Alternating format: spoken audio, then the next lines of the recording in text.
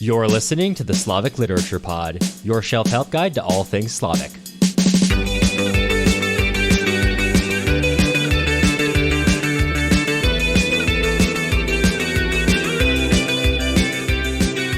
I'm Matt Gerasimovich, PhD candidate at Northwestern University, studying Russian literature and film. And I'm Cameron Lalana, a literature enthusiast and guy working in media. We're two friends who met studying in Russia. We like talking about books so much that we made it into a podcast. And this podcast is the podcast for people who want to learn more about Slavic literature, art, and culture. Every episode, we're going to be bringing you the background and analysis you'll need to know to understand these works. If you're interested in supporting us, you can head on over to our website, slaviclitpod.com. All right, Matt, this episode is a long time coming, and it's very near and dear to your heart, I will say, speaking for you without your input. Right. What are we getting into this week? This week, we are talking about the often forgotten 1924 film by Yakov Protazanov, Aelita. Well, I personally, when I'm thinking of Soviet cinema, that one just leaps off the page. I mean, first of all, I'm thinking about Soviet cinema all the time, as I assume we all are. As you should. As we should. No, I'm super excited to get into this episode. This was when I say that, I kind of joke that it's near and dear to your heart. It's because this was a portion, not only I think maybe a page or two, but still you covered a pretty interesting view on it in your master's thesis. Mm-hmm. So I did do that. So the master is here to tell us about this film. One master here to talk about that. And legally speaking, no one can come at the lawyers who review every episode. Can't come after me for this one. Mm-hmm. Thankfully, I know. Usually they make us cut so much. Yeah. Yeah. So I'm excited to get into this. Before we start talking about the film itself, maybe this is a good place because I joke, but I assume most people don't actually have that good of a grasp on what Soviet cinema was like in the 1920s.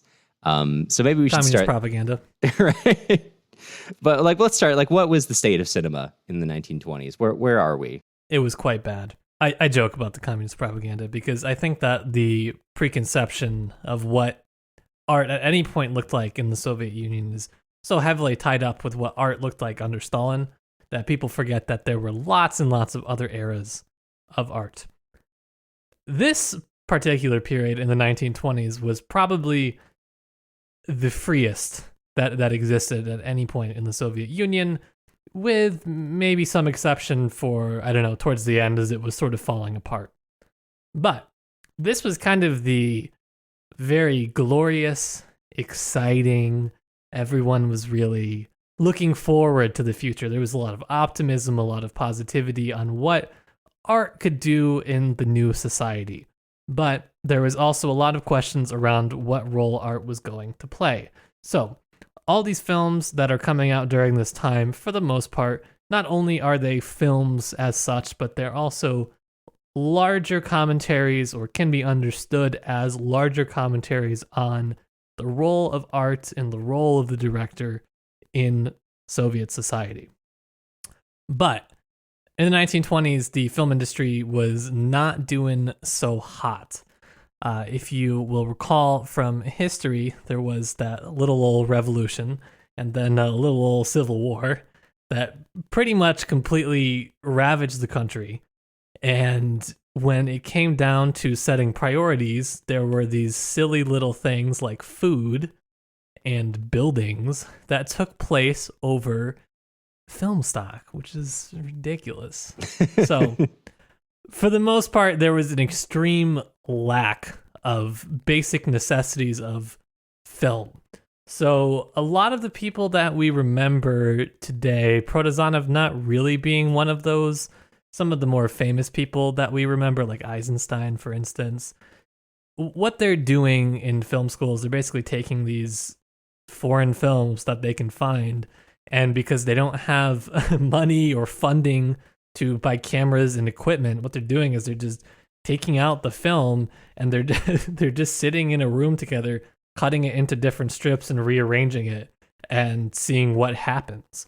And that's basically how film editing emerges in the Soviet Union, is just because everyone's broke and bored and wants to learn about film, but they don't have the means to actually make it. So I would say a little bit of a disaster in the 1920s. A disaster, but also a very interesting period. I'm not a specialist on film, so I won't make any overarching claims. But these directors at this time who are experimenting create a lot of techniques which are still used to today, or are the basis of a lot of modern filmmaking. You may have heard of the Kuleshov effect. The kind of the effect of what we now term as montage comes from Lev Kuleshov from this era. There's obviously Eisenstein, who does a lot with that Kuleshov effect, or what we've now termed the Kuleshov effect, right? Vertov, like all techniques that these directors are working on in this time period, mostly before they actually had film, although certainly their ideas continue developing once film does re-enter the country. Still heavily in use to today. Like, this is the basis of a lot of our filmmaking still. Obviously, the technique's way more advanced. I will only make the claim that the modern techniques are built on a lot of this. They are. There's really no escaping what the Soviets have created. And like I always say, in really annoying ways, if you're not working with what they created, you're deliberately working against it. And you're doing it for some artistic purpose that, becomes apparent from that understanding. But what is interesting about a lot of the early Soviet directors is the fact that because they're not making films early in the 20s, they are writing about films. And so you get what you don't always have different places, which is you get a real intellectual group that is trying to put together film.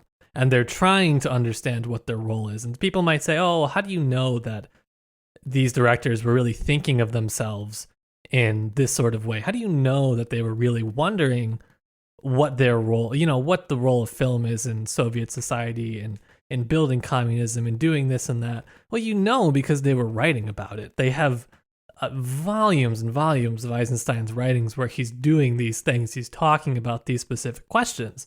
And so for academics, that's perfect because you have a theory and you have exactly what they did afterwards. And so there's a lot of questions that emerge from that. And now that's not always to say there's this one-to-one. A lot of times there's cases of directors doing something and then, they'll go back in the writing and say, oh, I definitely meant to do that. That was definitely an intended effect of my directing, not an accident or something like that. Right. But what is so interesting about this period to me, and what's so interesting about Protazanov to me, and this is a question that I've come up in my own research because it kind of touches on mass media, public perception, things of this nature, is that a lot of the directors that we tend to remember from the 1920s aren't actually the directors that people were primarily watching in the 1920s. They have been taken out of this context because they tend to be the most interesting academically, or for various reasons, they are the ones that other directors were most influenced by. So with particular attention to Dziga Vertov and Sergei Eisenstein, these are the two probably from this period that are exceptional standouts that are then taken, and everybody is studying them and working with their techniques and trying to iterate on that. But that is not to say that those films were the ones that people in the Soviet Union at that time were watching. So there is a disconnect between what tends to be studied academically and what was actually popular. And so this is the question of a series of books that were written quite a while ago now, but this has become a larger question in film studies and in Slavic studies of the sort of popular media. What does it mean for something to be popular? Does it inherently contradict something's artistry? And in some ways, the answer can be yes. In many ways, that tends to be the answer. This is a debate that is still continuing, by the way, when you look at people saying that Marvel is not art, Marvel is not cinema. This is, like literally the exact same debate. This, though, Aelita, the film we're going to cover today, the reason that it's interesting to me is because it hits that middle ground. It was exceptionally artistic. It was a marvel for its time. And yet Protazanov is still, he's not in the same ways as Eisenstein or Vertov. He's not really like the same level of technical progress, I would say.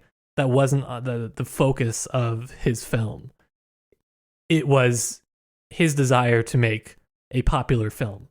His films, like pretty much no other director from this time, he just had a finger on the pulse of what people wanted to see. A lot of other directors, I think, maybe did not care. They were working out their theory. They said, I don't care what other people think. I'm making this film about a ship, and that's what I'm going to do. Protazanov, this was not the case. Not only was he known for making really, really popular films, but he put them out at like a blistering pace for the 20s. And he was able to do this in part because he emigrated after the revolution and was working in Berlin.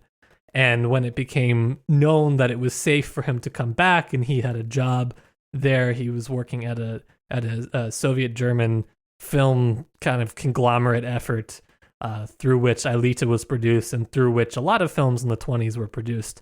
This is kind of how he makes his, as I call it, his return to the screen, this return to the Soviet screen, which is huge for the Soviets, actually. To take a director who was by far and away the most popular pre-revolutionary film director and then try to fold him into the Soviet system. And it's so controversial because the people like Eisenstein, like Dziga Vertov, these young sort of avant-garde filmmakers, they detest Protazanov because he has been known for making these sort of, melodramatic, kind of conventional whatever. And they don't want to do that. They want to make weird films. And they want to be working on these bigger questions.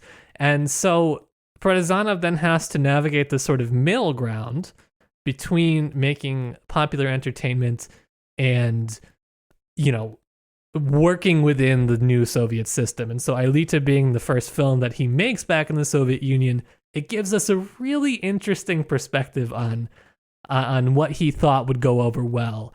And the spoiler alert is that this particular one did not go over well whatsoever with the Soviet press, but it was still extremely popular. And so it's a really interesting piece to dissect, and I could talk about it for like 80,000 hours. Been studying it for years. I find it just endlessly fascinating. Yeah. Everything about it. I mean, the whole soul of this era, not only in cinema, but also in, press, in novels, I think this is such an interesting time because you do have this sort of tension between, so as you say, Protazanov was working in Soviet, or in Russian film, I should say, before the revolution, right? Film is popular before the revolution. I think in the book Cinema and Soviet Society, From the Revolution to the Death of Stalin by Peter Kenez, he mentions there were over 100 films made in the Russian Empire in 1918, including many of them made by directors that we're familiar with who often tended to flee after the revolution. And then that, as you mentioned earlier, kind of gets blown to hell by the revolution and ensuing civil war. So by the time that the Soviets actually nationalized the film industry in 1919, there's not much left to nationalize. So they're kind of working on these little films, and that's during this era where you've got the number of the influence of the avant-gardists who are heavily present in the early Soviet scene, and they start doing a lot of stuff that is stuff that I think is really interesting, and you think is really interesting. I think we cover a lot, but as you also say, the tension there is that it was not always that popular, broadly speaking, and so you have the return of filmmakers like Protazanov or authors, and you start to see this sort of, not, I don't know if push is the right word, but a drift towards kind of more pre-revolutionary storytelling techniques, away from this high-mindedness that a lot of the avant-garde, the strange work of the era has. And so you kind of have like this attempt to, so there's all these people who bring so much thought into how do we sort of raise the consciousness of the masses of people, right? Because it's not just the case that we've got our Soviet state now. It's also, as we've talked about so much, the Soviet project is how to recreate a better sort of person, this new Soviet man. And that is, on a number of fronts in terms of political consciousness, in terms of education, in terms of literacy, all these things, all these projects that the Soviet Union was carrying on at this time. And so there's like a great deal of, say, back and forth between Eisenstein and Vertov, with Vertov being like, no, we shouldn't have any place for the psychological in film. It should be very regular. And that's why Vertov is, if you've heard about him, you've probably most associated him with the film Man with the Camera, just a silent film, just filming the city as it wakes up, sort of. And then Eisenstein is more leaning into that psychological aspect, the ideas of montage and all this debate, all this going on. And then you also have others who like Protazanov come back in who start making films that tend to be more popular people, frankly speaking, because I think in all eras of humanity, people have generally tended towards more familiar stories of, romance, of loss, all these things, which Protazanov pretty unambiguously gets more towards, although Aelita is still a very interesting and strange film on its own. But, as you say... Well, it's not just that we gravitate towards those, it's that the people that were watching these films couldn't read. They're peasants. I mean, the makeup of Soviet society at this time is still largely an illiterate group of people who do not have formal education. And so this is not they're not really receptive to avant-garde art. It's not what they're looking for. And so I think it's impossible to have any sort of presumption of raising anyone to any particular cultural level if you can't at least meet them a little bit where they are. And so that's why I think the popular is so important to understand and to place into that theory as well. Right. Yeah. And that also, as you say, gets into this difficulty of the sort of surviving films of this era are ones that tend to be more popular with people who study it. And there's this great line from the article Women as Princesses or Comrades, Ambivalence and Yakov Protazanov's Aelita by Peter Christensen, wherein Christensen writes, "Our usual understanding of Aelita's modernism is unfortunately probably predicated on the fact that the canon of Soviet film in the 1920s is still basically only those films which were well received in the West during that period. Many of these films were also being exported. Sold for money was a form of income.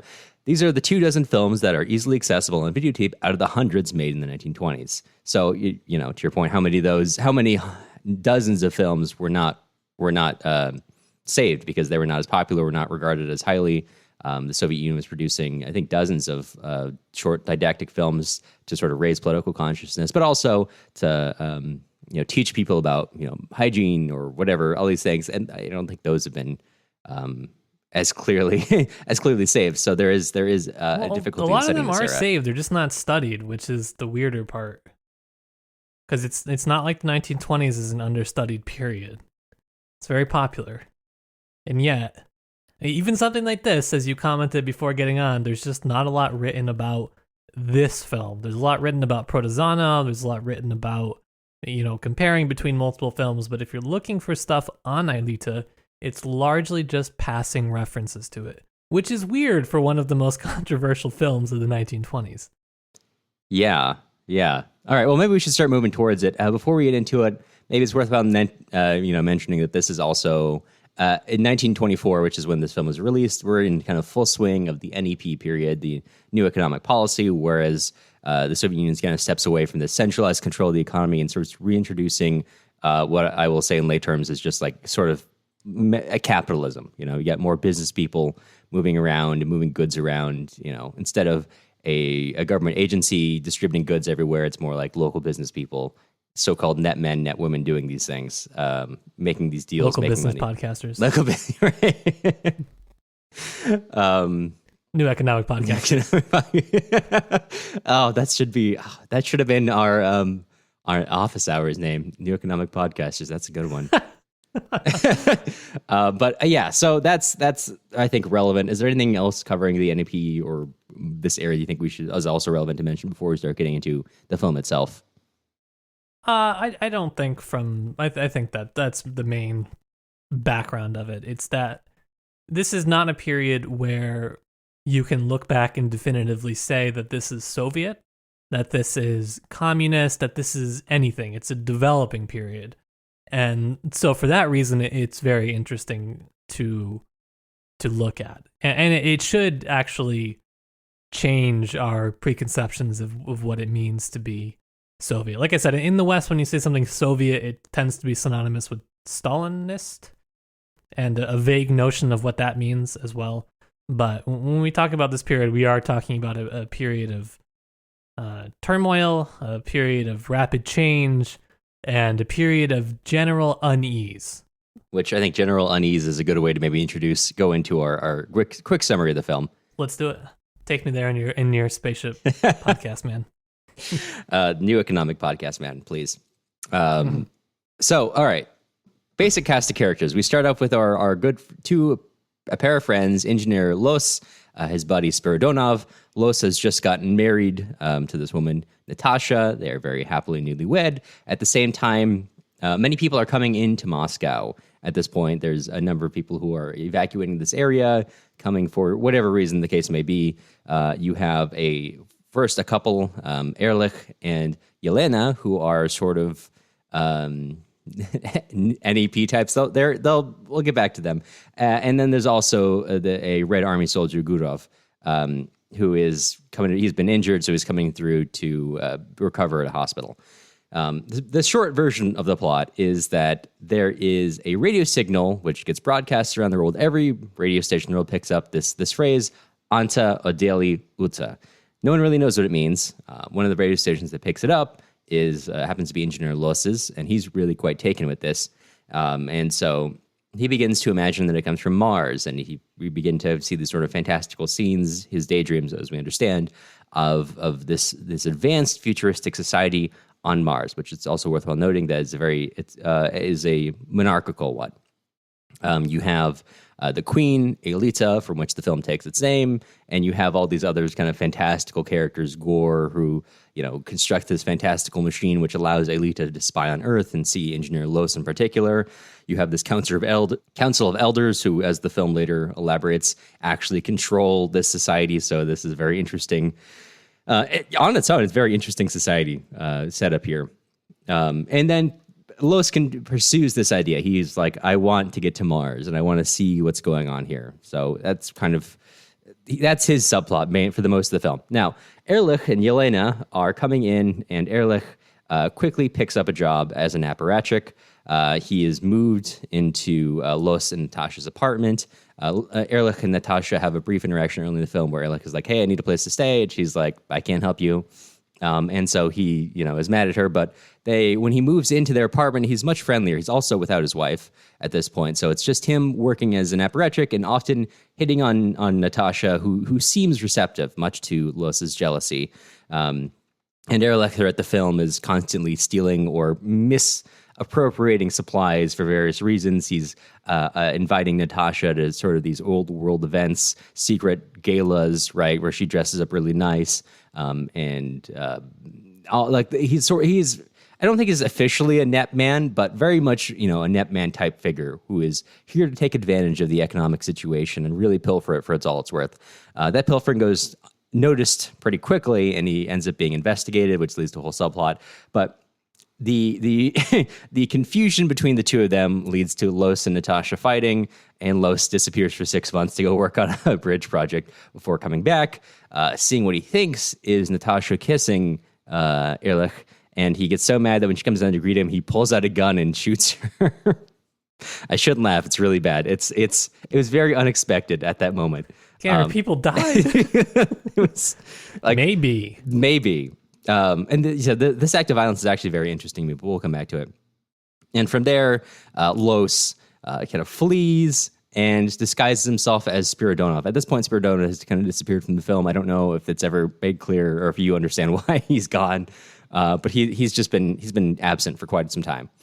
And Spiridonov, under the guise of Spiridonov, Los completes his rocket ship and asks his friend Gurov to go to Mars with him. And so they do. But one little kind of an investigator who is hot on the heels of the case of all this missing, chocolate, sugar, all this stuff, ends up sneaking into their rocket ship. And they all go to Mars together. And they find the society, which, as you said before, is monarchical, but actually the monarchy is sort of just a figurehead for the actual ruling council of elders.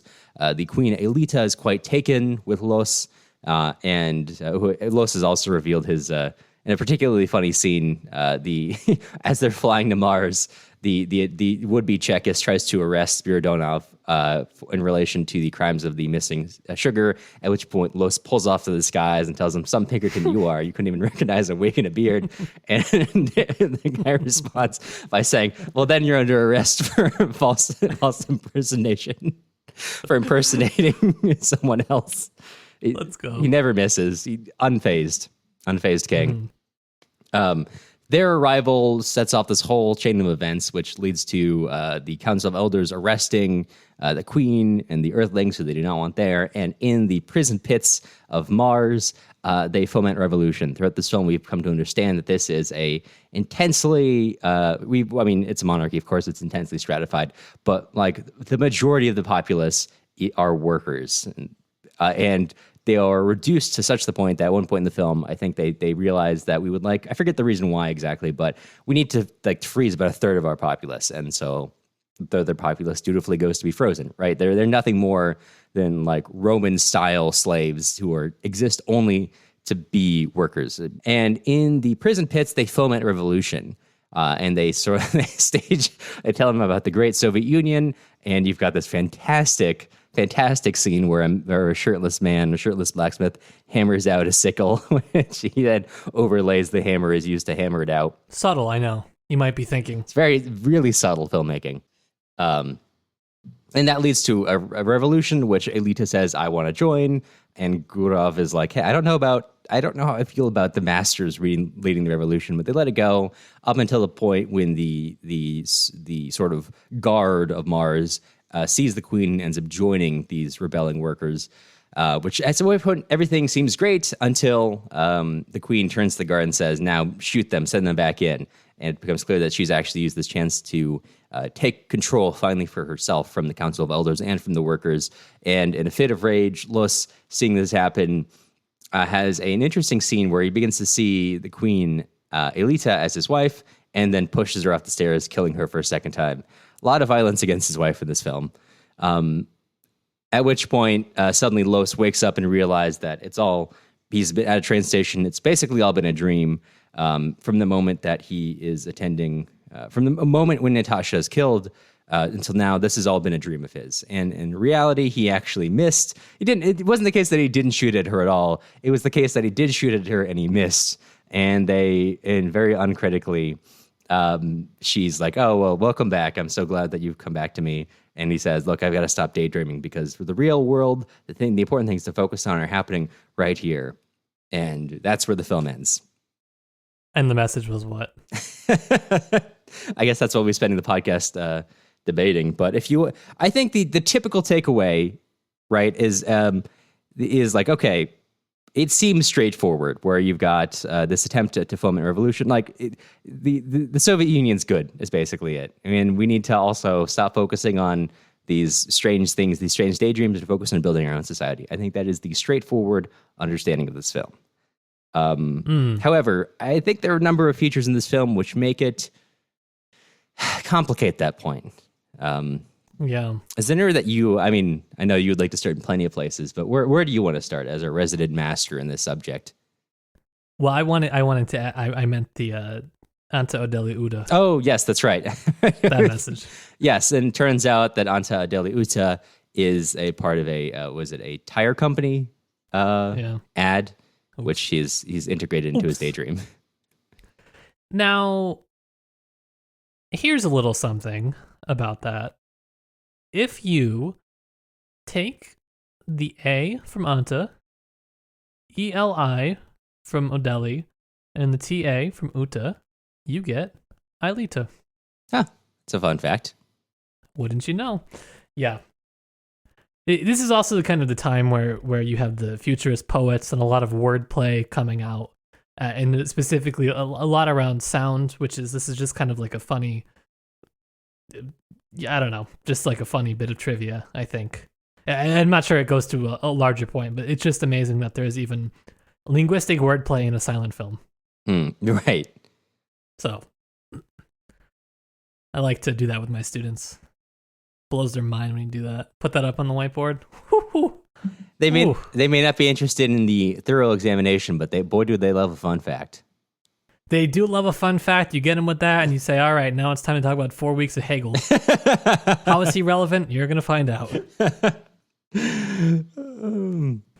Yeah, I'd walk out too. I can't blame him. Yeah. The show of hands of who's read Hegel before, or who has heard of Hegel before.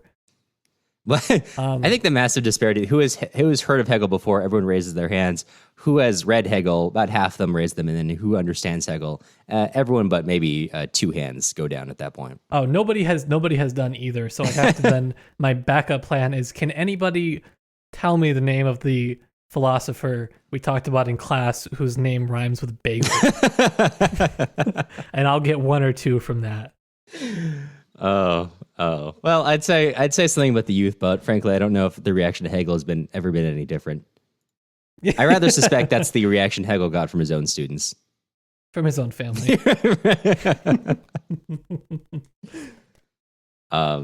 Yeah, okay, but Aelita. Okay. Oh, right, yes. It's typically, when I misunderstood your question earlier, I feel like it's typically understood in a pretty straightforward fashion. This sort of straightforward morality tale about why the Soviet Union is important and also bringing revolution to the stars, other countries. But I feel like so many of the particulars of this film really complicate that narrative.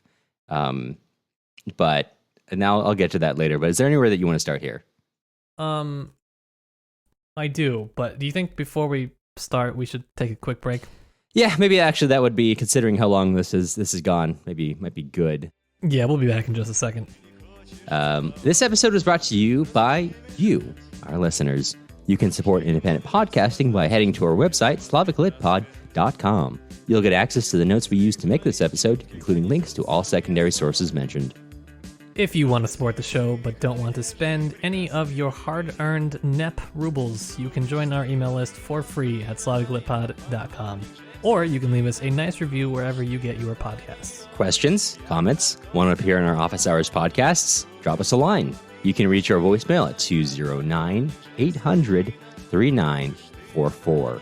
Or you can also email us a voice recording or text question at slaviclitpod@gmail.com. We'll bring your question onto the podcast and do our best to address it. All right, now let's get back to space. The primary goal of humanity, I think. It is. It is. Yeah.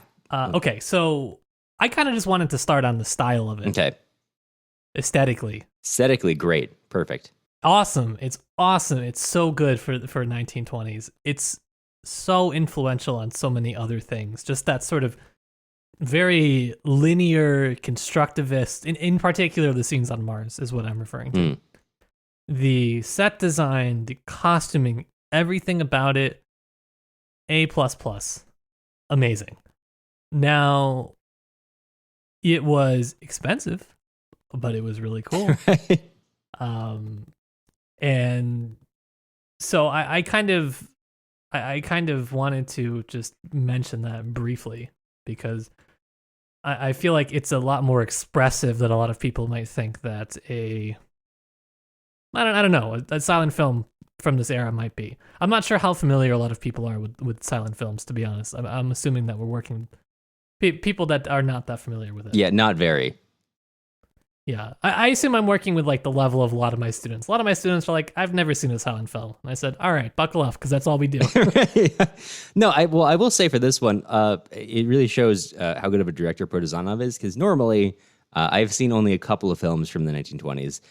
Invariably, although I think they're usually quite important, incredibly boring. The 1922 Nosferatu is one of the just the most boring films I've ever seen. It's like an hour long and it feels like 10. But Aelita it has a pretty a flow that feels very modern. It keeps things moving. It really did not feel like an hour and a half or an hour and 20 minutes, however long it is. It's very well paced. I mean, given all the action in the film, maybe not surprising. All the the police breaking in to figure out where the missing sugar is. The surprise shootings, the fact that Los apparently keeps a gun on him at all times, because I forgot there's a scene on Mars where they almost get captured and like Los tries to pull out his gun again. I didn't realize that Los always stayed strapped, but he does. Yeah. That's his middle name. Just a very watchable film. Not the most technical term, but it's really engaging. Yeah. I think it's very notable and memorable that there were just a lot of leading a lot of leading avant-garde artists and constructivist artists that worked on this film. And so as we talk about Protazanov coming back to the Soviet Union and trying to mold popular taste with something that, I don't know, ostensibly looked more Soviet, kind of looked newer, looked more innovative, I think it's a good starting place, almost a good middle ground film for him coming back. And it's one that we'll focus on now, but there's another one that I've written about called His Call that he releases right after this. And it looks nothing like Aelita. It looks very prototypically Soviet, I'd say. And it's just kind of interesting that was also a very popular film, but that gets no critical attention whatsoever. So, staying on the one that at least looks pretty for a little bit. I think it's a good middle ground, although part of the reason that the film was attacked was because of the aesthetic of it. And because of the fact that it was so expensive, quite frankly. It was like, I can't remember where the quote that I got from this was, but basically saying that, this sort of filmmaking would have completely bankrupted the Soviet system had it, gone on to continue, which I think is a fun fact that you can almost bankrupt an entire country's, whole industry based on your set design. It's good. It's good. To be fair, I feel like the average blockbuster Hollywood film would bankrupt most countries from this time. Almost every country from this time, maybe. Probably, yeah. But so there is a quote from Denise Youngblood's book, Movies for the Masses, which is all about popular film in the Soviet Union. It's really great if you're interested in this kind of topic. And she goes on to say that basically this was the film that was like, the press was out for blood on this film. They had a real issue with this. It was attacked by everybody, even by outlets that seem like they would have been sympathetic to something like this. I mean, absolutely eviscerated on ideological grounds, economic grounds, class grounds, national grounds, saying that the film didn't adequately support Soviet interests, that it was, it was ideologically unprincipled, is one of the things that it was called. And saying that, basically we shouldn't even bother with Protazanov. Like, he's not going to be somebody that we should bring into the new system, because the dangers clearly based on this unprincipled Aelita film outweigh any benefit that he could bring based on his experience and professionalism. And I think that this just highlights this film. It becomes central to something we've been talking about in our Discord, which is just the role and importance of art in the Soviet Union. Actually, we were talking about science specifically, but I'll bring it back to art because I think it's crazy to think about a time where art could matter so much. And I think it's worth remembering when we think about this time period, right? Yeah. That, people were like, they were really invested as to whether they should care about this film, whether this film was a good Soviet film or not. It is a really important question, and we can't forget it. Is Aelita a good Soviet film? I don't know. I don't think so. No, well, yeah, that's a great question to ask. Yeah, art before art becomes content, perhaps, is a good way of encapsulating. Yeah, dude, Protazanov would have killed the content game. He would have been good at it. And we should say, a number of these directors, they were working at a time before art was content, but they would have still probably killed today if it was content. Yeah. And so that's one aspect, the aesthetic of it. The other part that I think is fascinating is the reoccurrence of advertising in the film. And the particular anxiety that is associated with advertising is something that is really central, I think, to this whole daydream, this whole projection. The whole story ends up being basically an anxious daydream about a tire ad. So I think that's fascinating, especially when you consider that, and I don't know how common this was, but this film in particular was given a huge advertising budget they were broadcasting radio signals with that phrase Anta Odeli Uta, and it was being posted in newspapers with no explanation, no anything related to the film, which that's hilarious to me. Right? That alone, I found that fact like this week when I was doing separate research, and I thought this is going right on the podcast. Truly, before we had market research people come in and say that's not effective. Ads were better because they weren't good, but they were just someone had an idea and they ran with it. Yeah. I don't know. I think that is great to do an advertising campaign, but not mention what your product is. Right. I mean, that would drive me insane. Yeah, that's fair. Well, I think that I do get driven insane by ads, which I don't. I feel like I occasionally will just send you late at night an ad, which I will say almost invariably, I feel like this ad was specifically designed to drive me insane, and then you just text back, this is a very Cameron text to send at 4 a.m. Yeah. So. That is. But speaking of loss. Yes, the thing with the ads for me. Here's my thing with the ads. I think this is sort of like my reading on the film, and there's many good readings you can have of this film. It's a great film. It's not a good Soviet film. It's a great film. And it's not great from the Soviet perspective because it's really ideologically ambiguous on what it's supposed to be saying. Because I don't really agree that it's about a return to building a good Soviet society, because, you know, what you have is a society of people who are arresting and swindling each other over sugar. So it doesn't exactly look like a model society that people should be working towards. And there's a lot of anxiety about the new economic policy. Basically, this problem that people were concerned with at this time, or that communists were concerned with, was that, you know, they're going to be dragged back into the czarist feudal age, or, you know, they're going to be just as bad as those Western capitalists, because they basically instituted the small scale market economy structure in a lot of these places, and not because they wanted to, but because people were like literally starving. They had no operational ability to distribute, to centralize anything. And so they were working on, like, I don't know, like a couple bags of flour and a dream at this point. And so people were really worried about that. And this revolution on Mars, I think, is supposed to be like this affirmation of the permanent revolution that Trotsky especially is advocating for. That the Soviets are the first in the next step of our sort of, you know, ideological and economic evolution, that we're all going to be communists because we've surpassed the need for capitalism, and everything's going to come tumbling down, and we're all going to be communists.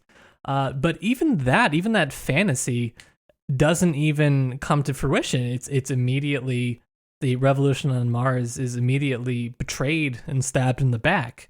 And so then we come back down to Earth with a man who's left with a tire advertisement, a broken dream about a ship, and a wife he shot twice. So it's not really a happy ending. So I can see why he was attacked for being, you know, an unprincipled Soviet director, and, you know, any number of things based on that. I think that it, again, especially for a region and a group of people that didn't have super high media literacy, right? At this point, they were looking for a simpler message. And he does give them that in his immediate next film, to the point that even critics get literal whiplash because they're all ready to you know, basically hold his feet to the fire again, and kick him out of the film industry following Aelita. But he saves himself with his next film, and it's amazing to see him do it. But that's just a teaser for another episode to come. To our ultimate 1920s film series. I'd love to do this. 1920s films you've never heard of. You may have heard of Aelita, but some of the stuff I'm pulling out of the vault you've never heard of. No, I would love to. I think that'd be great. I've been reading a couple of books on this, and I'm very excited to get in this era. Such a strange, interesting time. Yeah, it's bizarre. It's bizarre. But yeah, even like when you were saying, I don't know, why is his wife like superimposed onto you know, like, what is the deal with this? I don't know. There's a lot of things in this film that just to me boil down to just this very anxious projection onto society in a way that's not really effectively ever wrapped up. And I think that's what they were looking for, is they wanted it to be, they being the press, the government, the whatever, wanted it to be wrapped up. And that's what makes this film so interesting to me, because as you say, you disagree with the kind of basic reading, and I agree with that. I don't think that's primary reading. I think that's part of the reason why it was lambasted in the press. But at this time, I think it's worth noting there's still censorship, right? It's very similar to the Russian Empire. At this point, they set up censorship bureaus to go over stuff. It's not nearly the censorship that you're seeing in the 40s and 50s with, say, Vasily Grossman, where everyone's on guard against everything. At this point, it's pretty basic, right? In comparison, I think this is covered in Peter Kenez's book. It's okay, is this pro-Soviet, vaguely speaking, and is it not pornographic? Okay, you're good to go. So at some level, this movie was looked at, it's all right, well, it's not anti-Soviet at the very least. And then, so you've got this sort of basic reading, but as you say, there's so many elements of this film which really bring that reading into question. And I think there's, in Peter Christensen, we mentioned earlier, Christensen suggests two alternate readings. Those alternate readings hinge around the Mars scenes towards the end of the film. And especially around Aelita co-opting the revolution, right? I think it's worth noting you've got the workers rising up and then the army joins them. That is the basics of how the Soviet revolution happened, at least in Petersburg. And this particular version, you almost have a retelling of that, but instead of it going all according to plan and sort of working out for the Soviets, I don't know if you'd exactly call a 4 year civil war working out exactly, but as good as it was going to get probably. You have Aelita turning to her guard saying, fire on the workers. And so she moves her claim to revolutionary status, then immediately turns actually to reinforcing the former status quo. I think it's really interesting because Christensen suggests two possible alternative readings of this part, which is that it may suggest, as Christensen writes, the fear that the citizens of the Soviet Union could be tricked by a totalitarian leader claiming to represent the people. They are confused because the proper groundwork of cultural revolution has not been laid. The idea that they would have enough political consciousness is, I think, an idea that you sort of cover in your master's thesis, actually, the necessity of raising the consciousness of a people before you can give them appropriate political control. And secondarily, he says another reading is, or Christensen says another reading is, Aelita as a claimant to the revolution may indicate the possibility of the triumph of the bourgeois classes within the Soviet state. In other words, as you've been saying, Matt, the sort of triumph of the NEP, right? And in this era, a lot of the literature we've covered expresses great ambivalence about the NEP. This is as you've already said, a policy of great contention. Even cement, the prototypical example of early socialist Soviet realism. Socialist realism is really ambivalent about the NEP. The two most fervent communists in the book are actually expelled from the party because they're too opposed to the NEP. And that basically the attitude is, look, maybe they're truer communists, but they're too early. At this point, we need to think more practically. And thinking more practically means expelling the true communists and keeping in the bureaucrats who are very clearly not communists, but are just working because it helps them survive, even if those bureaucrats are patently terrible people. And the cement is very ambivalent about that. And I would say Aelita, possibly if this is one reading you could take away, it's a lot more negative on it. It's like this, we've really set up, we've really held the knife up to our own throat for someone else to drive in with these policies potentially. But those readings are deeply ambiguous. I think they are possible reading, but by no means the actual reading. And that's where a lot of the ambiguity and a lot of the interest still comes from, and a lot of the reason why it would maybe make it past the censors, but would then get lambasted by a viewing press who are a little bit more sophisticated than maybe the average viewer or even the average censor. I disagree with this censorship idea, to be honest, and here's where I think there's a large misunderstanding of the Soviet system, particularly when it comes to film. And there was an excellent book by this professor, Maria Belodubrovskaya, who wrote about filmmaking under Stalin particularly, and she goes in on this idea of censorship because censorship indicates really when we talk about a film being banned, it indicates a real failure in the administration and oversight of the film industry. When you have a totalitarian system that, the conception is that they're everywhere at all times watching and listening to everything, well, shouldn't they notice that the film is coming out in a way that might be... I'm turning into Tucker Carlson here. Shouldn't the film industry notice?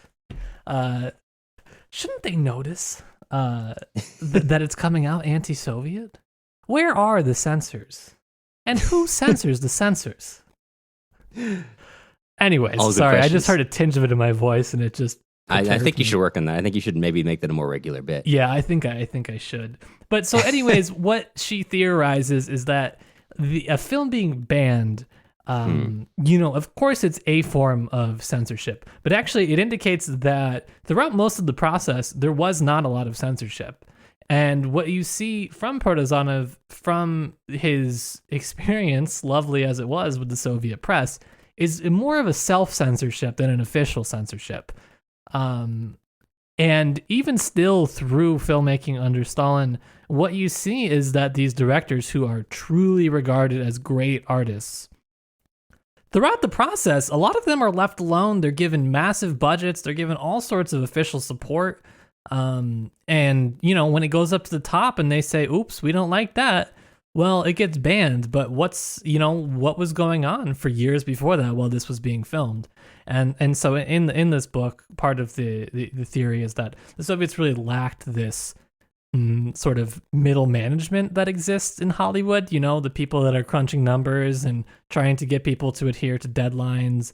And the Soviets in a lot of ways lack this comparable managerial structure. And so it's an interesting little tidbit. And I kind of agree with this book. I kind of like that understanding of it. I think it's different. I mean, why else are they going to give Tarkovsky all that money and time to remake his biography like 8 times? Like, well, I feel like Tarkovsky's a special case in his own. Yeah, but not really, because there are a lot of other directors that are also given, maybe not that level, but that are also given plenty of money, time, resources to do projects that they don't end up liking afterwards, so that the government doesn't end up liking afterwards. And so it's just a super fascinating. I know we're a little bit off of the 1920s now, but right. People love to draw that line. Oh, from the 1920s, everything was ruined after the state nationalized the industry. And actually, what it kind of seems like is the state never got its own industry under control, nor did it really understand how to regulate or work with a lot of the cultural industries.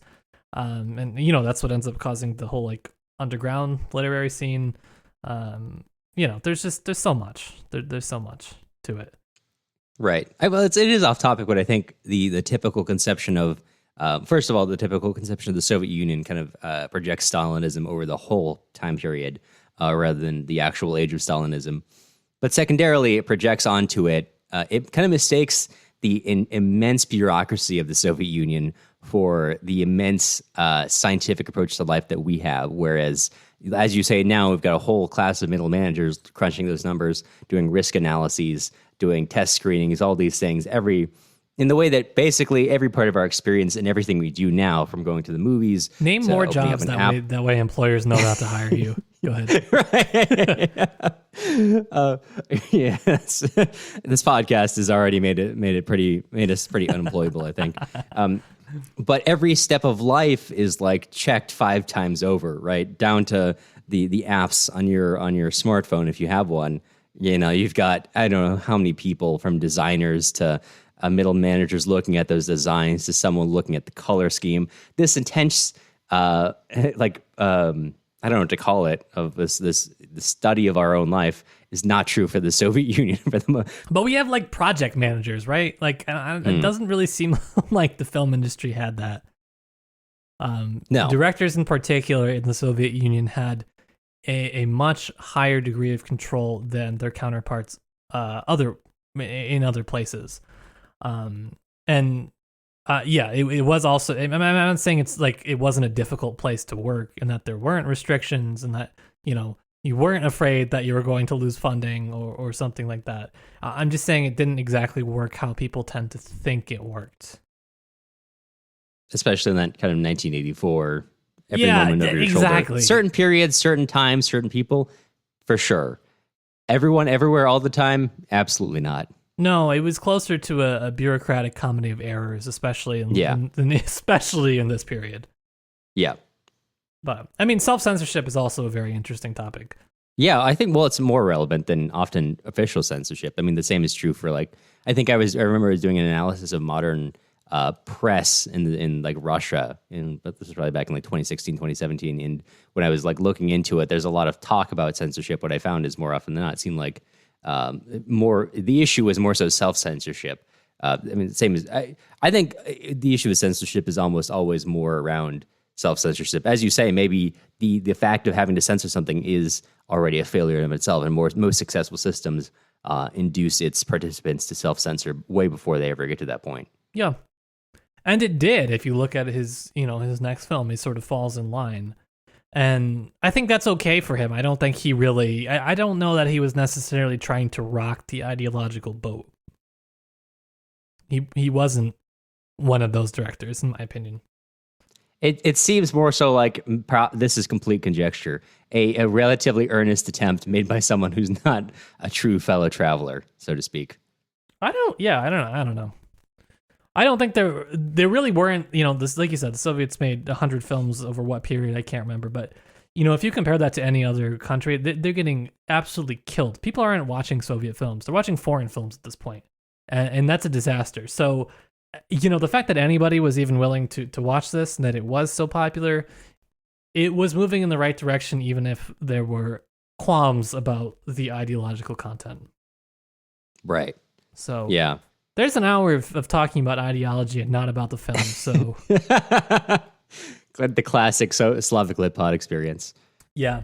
I was like, wow, how am I going to talk for? How are we going to do like a whole episode? I don't know. Maybe it won't be enough. And then I didn't even get into my thesis. No, didn't. You want to talk for another hour on Gramsci?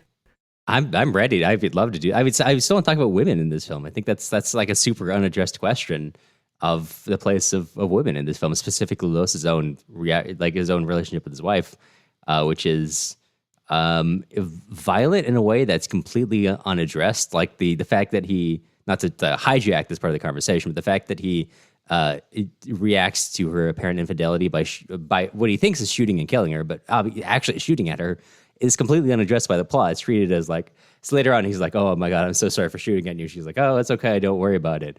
There's a lot to say there, right? I mean, I don't know. What is there to say? I mean, she said it was fine, right? It's probably fine.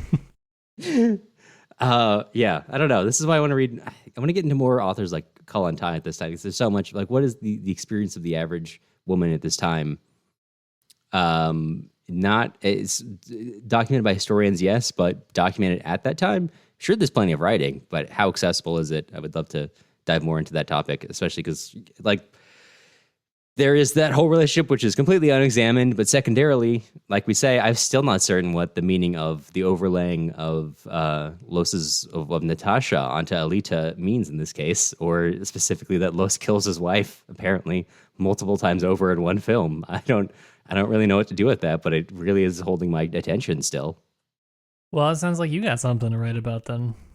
I know. Maybe we'll come back to this in a year and say our updated thoughts on it. Yeah. No, I think that is why people do like this film. It's why it has sort of stood the test of time. It's just that it's not totalizing in the way that a lot of other films that are to come will be. There are things that are open for debate, and that tends to be a sort of, a better, more appealing aspect of art, right? Not that we've seen it, we get it, we're done. Although I get it and I'm done, but for everyone else. Right. The master's here. So obviously the master has seen the ends of it, but I'm like a David Lynch character coming to give you a little bit of info, a little bit at a time. God, now imagining like what's the character Bob, like you as Bob, but instead absolutely not. That man scares me so much. Okay, but picture this: you're Bob, and you're in the dreams of Kyle MacLachlan screaming "Anta Odeli Uta." Yeah, that could work. Yeah. All right. We'll think of we'll workshop it in our fan film of David Lynch's version of Aelita. Yes. Yes. Where Agent Cooper ends up in a different timeline, but he's there to stop a sugar swindler, but he's also on Mars. It's very confusing. Well, I can't wait for it. I'm looking forward to creating this piece of art. I can't wait to see Laura Palmer betray the revolution.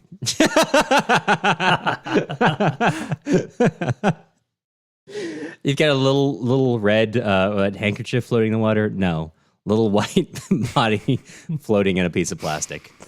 Yeah. Well, next week on our official Twin Peaks podcast. I'm ready. Let's do it. Let's transition. I can't wait. Let's go to a new era. I can't wait. But I can't wait. Well, before we become a Twin Peaks podcast, maybe this is a good time to ask what we will be covering next week, which obviously is going to be Twin Peaks. Yes, it is. No. Next week, we are going to be doing Life and Fate, Book 3, Chapters 19 to 41. We are so close to being done with Life and Fate. This is our second to last episode. I guess should mention it. Next month is going to begin our much-needed summer break. We'll get the dates out when we finalize them, but we're going to be publishing just the end of our dailies to the end of the Life and Fate series, along with the last long episode of the Life and Fate series in July. And then we are going to be coming back, I don't know, in like September of 2030, when we're feeling rested from the Life and Fate series. Yeah, that sounds about right. But until then, we'll be running reruns, so you can keep an eye out for. We're while we're so gone. behind. We are so behind on scheduling. Yeah, I have so many people to reach out to that I haven't. Then we promised that back half of this year, so much interesting stuff, so many other things besides Grossman, who we love deeply, but maybe it's time to leave Grossman alone for a little bit. Yeah, for a bit. He'll haunt me for even longer, but he's obviously going to haunt us until we cover his entire bibliography. So we still got The People Immortal and Everything Flows to Go. Plus chapter a day of Stalingrad next year. Don't say that. Don't manifest that. I can speak it into existence. Because we've got the power of scheduling, we can, and that's why I think we really shouldn't even. Yeah, that's true. That's true. But keep an eye out for some old reruns, some old episodes that ran during the series, which we think deserve a little bit more place outside of 10 billion episodes flooding your feed every day. So plenty to look forward to even while we're gone. Absolutely. To help keep our show independent and for exclusive access to the notes containing all the research that went into this episode, head on over to our website, slaviclitpod.com. Before we let you go, we want to extend a sincere thank you to all of our current supporters. Camille, Emma, Lauren, Erica, Michelle, Juliana, Diane, Oleg, John, Timex, Melissa, Baron, Aldo, Ben, Gabe, George, Claire, Amy, Allie, Soraya, Jackson, Molly, Emma, Mike, Marianne, Mickey, Eric, Reagan, Mike, Peter, Eric, Ben, Claire, Jeff, Inez, Mai, Robert, Joseph, Daniel, Lou, Nina, Gary, Janice, Mary, Anne, Isaac, Emily, Amanda, Caitlin, Yitza, Irene, and Pack Rob. The music used in this episode was Staroye Kino by Peremotka. You can find more of their stuff on Bandcamp or Spotify. The links and spelling are in the show notes. You'll hear from us again soon. Hey, hey, hey, hey, hey.